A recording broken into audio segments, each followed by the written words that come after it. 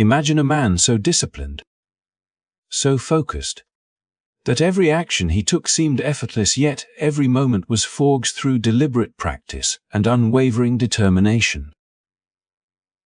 Miyamoto Musashi, a legendary swordsman of 17th century Japan, did not rely on natural talent or luck. Instead, he built his extraordinary mental and physical strength through relentless training, self-mastery, and a philosophy of eliminating everything that stood in the way of his true potential. From the moment he picked up his first wooden sword at the age of 13, Musashi's journey was defined by a simple principle. Mastery comes not from adding more, but from removing what weakens you. He trained in all conditions: rain, wind, heat, and cold, refusing to let circumstance dictate his progress. His victories were not born from speed or raw power. They came from a mind that refused to hesitate and a body conditioned to endure the impossible. Today, we will explore how these timeless principles can be applied to modern life, showing that the path to unshakable strength is not reserved for legendary warriors. It is available to anyone willing to embrace discomfort, face fear, and commit to consistent practice. By the end of this video, you will discover not just techniques to improve your body, but strategies to cultivate a mind that remains calm, focused, and unstoppable no matter the challenge. If you are ready to unlock your potential and transform your approach to challenges, make sure to hit that like button, subscribe, and turn on notifications. Join the community as we break down Musashi's teachings and learn how to train your mind and body to a level that feels almost unreal. Stick around, you do not want to miss the journey from ordinary limits to extraordinary strength. Lucas had always believed that getting stronger meant adding more equipment, more routines, more motivation, but every attempt left him frustrated and exhausted, caught in a cycle of starts and stops that never led to lasting change. One day, after reading about Miyamoto Musashi, he began to see strength in a completely different way. Musashi's life was not built on ideal conditions or perfect preparation. It was built on the elimination of everything that weakened him. The lesson was radical, yet profoundly simple. True strength does not come from piling on tools, comforts, or conveniences. It comes from stripping away distractions, excuses, and dependency on circumstances beyond your control. Lucas decided to put this principle into practice in his own life. He started with something basic: push-ups. No gym, no fancy equipment, no specific schedule. Just the floor beneath him and the commitment to move every single day. At first, it was easy to follow, but soon life's interruptions began. Late nights at work, unexpected travel, flu, and fatigue. Old habits would have stopped him, but he remembered Musashi's philosophy. He adapted. He did fewer repetitions when he had to, changed locations when necessary, and refused to skip entirely. Each small adaptation reinforced a truth he had not understood before. Strength is not about comfort or perfection. It is about persistence in the face of discomfort, the ability to continue regardless of circumstances, and the decision to keep going when most would quit. He noticed a change not only in his body but in his mind. The distractions that had previously shattered his focus, emails, social media, endless to-do lists, began to fade in importance. Lucas began to realize that dependency on external factors had been his greatest weakness, keeping him fragile and reactive. By removing these crutches, he trained his mind to function under pressure, to act even when conditions were far from ideal, and to remain centered when everything around him seemed chaotic. Musashi's teachings were not just about dueling with swords.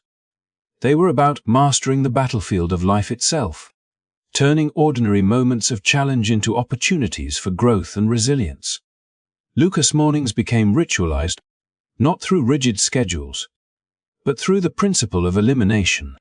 He meditated without needing silence, exercised without needing space, and focused without needing external approval. Over time, He realized that removing dependency on external comforts created an internal freedom he had never experienced.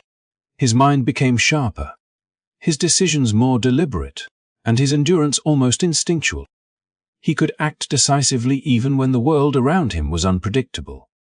And he discovered that the less he relied on perfect conditions, the more capable he became of handling any situation. In this way, the act of eliminating distractions, excuses, and reliance on ideal conditions transformed not just his body but his entire approach to life, aligning him with the timeless wisdom of Musashi, proving that real strength is cultivated by subtraction, not addition, and that mastery comes to those willing to embrace the discomfort of simplicity and resilience. As Lucas continued to strip away the distractions and dependencies that had held him back, he began to notice a new challenge emerging, one far subtler than missed workouts or broken schedules. Even with his body growing stronger and his routines more consistent, his mind still wavered in moments of pressure. A difficult meeting, a sudden deadline, an unexpected confrontation. These small stresses sent ripples through his thoughts, stirring anxiety and hesitation that he had not yet learned to control. It was then that Musashi's deeper wisdom began to resonate. Strength is not just physical. It is the calm, unreactive mind that can face fear and stress without being disturbed. The mind that remains steady when chaos surrounds it. Lucas realized that every time he reacted impulsively to discomfort, his nervous system was being hijacked by stress, and he was reinforcing patterns of fear instead of resilience. He began experimenting with a practice that felt unnatural at first, forcing himself to sit with sensations that previously would have triggered panic or avoidance. During tense meetings, he noticed his pulse quicken, his hands clenching, his thoughts racing toward worst-case scenarios. Rather than attempting to suppress these feelings or fight them, he allowed himself to fully acknowledge them, observing each sensation as it arose: the tightening of his chest, the heat in his face, the urge to escape. He called this his observation practice, inspired by Musashi's principle of the mind that does not move. At first, it felt like torture. Each moment of stillness demanded more patience than he thought he possessed, and his mind rebelled, craving the familiar relief of distraction or reaction. Yet, as days turned into weeks, he noticed a subtle shift. He could feel the tension, but it no longer dictated his actions. Decisions became clearer, responses more deliberate, and fear became a signal to observe rather than a command to flee. Lucas began applying this method in real-world situations. When a client unexpectedly criticized his work, instead of the familiar spiral of defensiveness or anxiety, he felt the initial sting, acknowledged it internally, and responded with calm clarity. When traffic snarled and impatience threatened to boil over, he simply noticed the frustration and let it pass. His reactions no longer automatic but chosen. Each of these small victories reinforced the neurological changes Musashi described centuries ago. By observing fear and stress without reacting, the nervous system adapts, the amygdala's threshold rises, and resilience becomes a natural state rather than a forced effort. Over time, Lucas found that the mind, which had once been reactive, fragile, and easily perturbed, was transforming into a stable foundation upon which strength could reliably stand. He no longer needed perfect conditions or constant reassurance to act effectively. His inner equilibrium had become independent of circumstance. The most remarkable change, however, was not in external perception but in internal experience. Moments that would have once paralyzed him with doubt now passed as neutral events, neither threats nor obstacles, merely situations to navigate with awareness. By training himself to witness fear without engagement, Lucas had effectively rewired his own nervous system, creating a mind that could endure uncertainty, pressure, and confrontation without losing composure. Musashi's teaching was clear. True mastery is not in overcoming others, but in overcoming the automatic reactions within yourself, transforming instinctive fear into conscious observation, and in doing so, building a resilience that is as unshakable as it is invisible to the casual observer. In this way, Lucas began to embody the essence of the legendary swordsman, proving that real strength begins in the mind, and that the calm, unreactive mind is the foundation for every triumph yet to come. With his mind gradually finding stability through patient observation and deliberate restraint, Lucas realized that his inner calm alone was not enough. Musashi's teachings made it clear that mental fortitude without a capable body was incomplete. And so Lucas turned his attention back to physical training, but with a renewed understanding. This time, it was not about the numbers, the perfect routine, or impressive feats. It was about pushing beyond the limits he had always believed were unbreakable. Each day became a test, not merely of strength, but of perseverance, a way to confront the boundaries he had unconsciously accepted as permanent. He began increasing the intensity and duration of his exercises, not for recognition, but as a deliberate act of challenging both body and mind simultaneously. A dance of discipline and endurance that mirrored Musashi's own relentless practice with wooden swords in all conditions. Lucas started with 100 push-ups a day, a goal that first seemed insurmountable. Day 1 took nearly an hour, his arms trembling and his body screaming in protest. And yet he persisted. By day 4, each repetition still demanded effort, but he began noticing the subtle ways his mind responded to exhaustion. The familiar voice of surrender creeping in only to be met with conscious refusal. Day 10 brought pain in muscles that had never been tested so thoroughly, and yet he discovered a strange clarity in that suffering. It revealed the edges of his capacity, exposing not weakness, but potential. Musashi had taught that the body cannot be truly mastered without encountering discomfort, without willingly stepping into the space where limits are confronted and, eventually, redefined. Lucas felt this principle in every movement, as the act of forcing his body past the point where it wanted to quit trained his mind to endure, to accept difficulty without panic or complaint, to transform effort into habitual resilience. Traveling, illness, or exhaustion no longer dictated whether he would practice. Instead, Lucas learned to adapt while maintaining his commitment, completing even partial sets when necessary, never allowing a day to pass without engagement. Through this, he began to notice a remarkable synergy. The more he pushed his body, the more his mind strengthened in tandem. Each challenge, each repetition performed in discomfort, reinforced his capacity to remain calm under pressure, to observe fear and fatigue without succumbing. It became a form of meditation in motion, a constant testing ground where perseverance and self-mastery were inseparable. Musashi's philosophy came alive in these moments. The limits he once feared were only constructs of his own hesitation, dissolving under the weight of deliberate, sustained effort. Weeks turned into months, and Lucas' physical endurance soared. Push-ups that once seemed impossible became achievable with relative ease. But the true transformation was not in the visible results. It was in the internalization of effort, the seamless integration of discipline into every aspect of his being. Challenges that would have previously triggered panic or procrastination were now met with methodical persistence. The body and mind aligned in a rhythm of unshakable resolve. He understood that continuous, extreme practice was not about pain or suffering for its own sake. It was about building an unbreakable foundation, forging resilience through repeated exposure to difficulty until strength became instinct, until perseverance was no longer a choice but a natural state of being.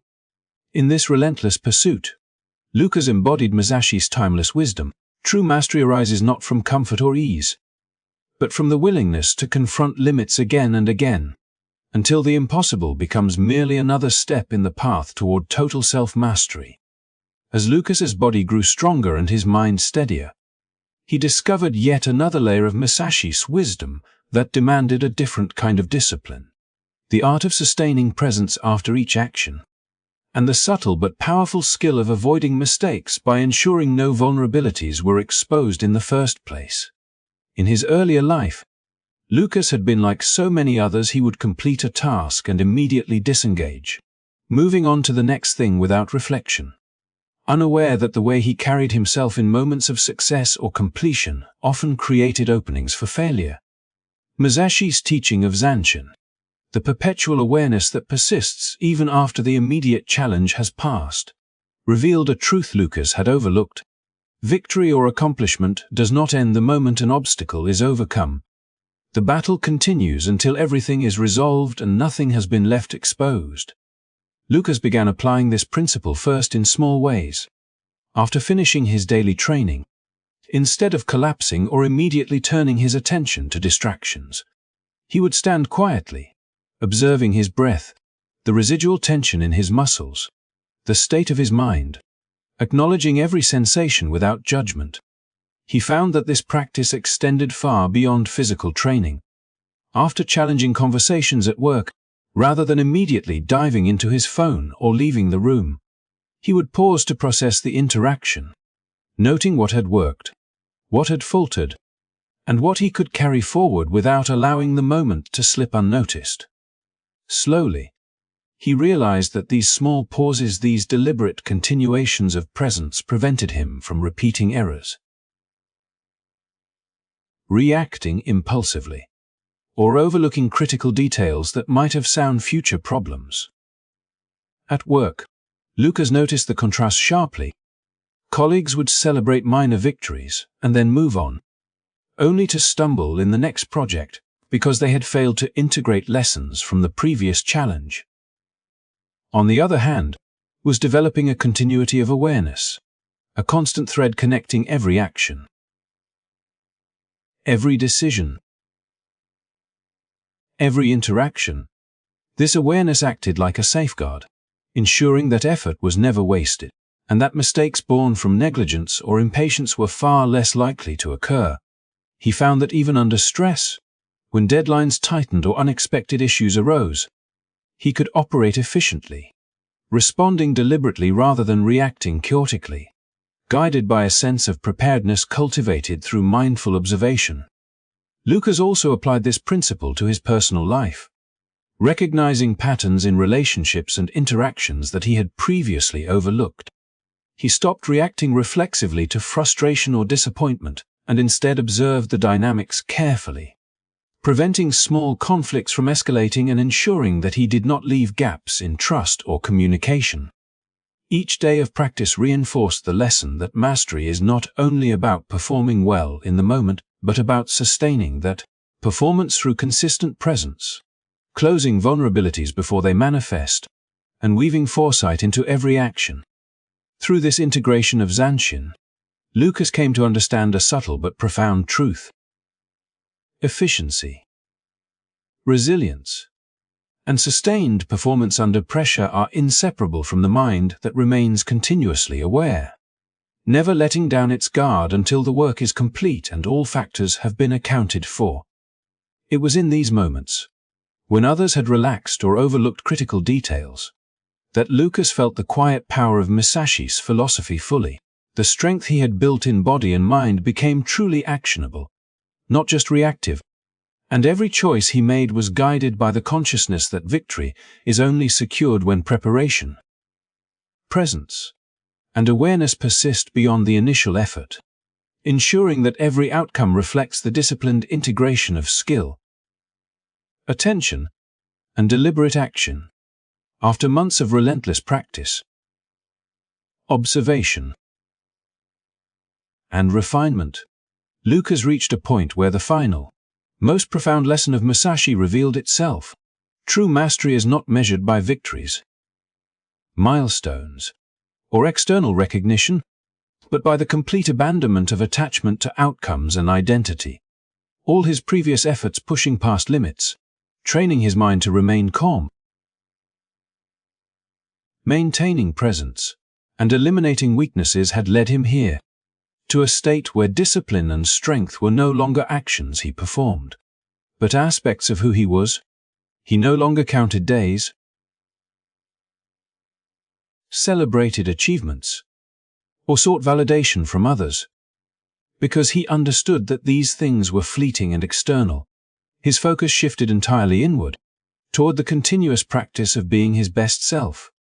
not for applause or acknowledgement, but because it had become inseparable from his existence. Lucas discovered that the fear which once haunted him, the fear of failure, of imperfection, of losing what he had built, simply disappeared when he stopped identifying with the results of his efforts. He realized he was not his successes, nor was he defined by his setbacks. Instead, he was the consistent practice itself, the embodiment of his discipline and presence. Each push-up, each moment of observation, each deliberate pause became a reflection of an unshakable foundation built from years of persistence, resilience, and conscious effort. Strength had become intrinsic, inseparable from his mind, his body, and his spirit.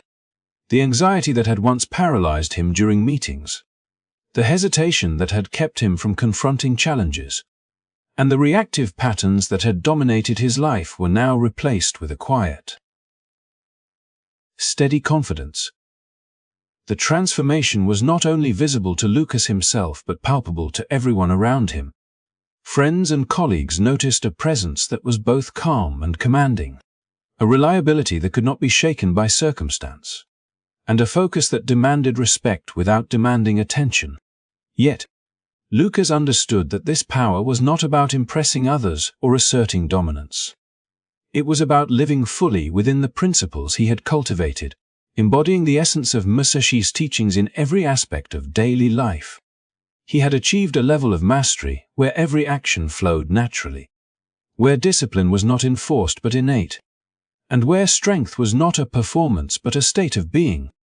As we reflect on Lucas' journey, it becomes clear that anyone willing to embrace discomfort, to remove dependencies, to train both mind and body relentlessly, and to let go of attachment to external outcomes can reach extraordinary levels of mental and physical mastery. This is the lesson Musashi left behind in his writings. The path to true strength is through consistent,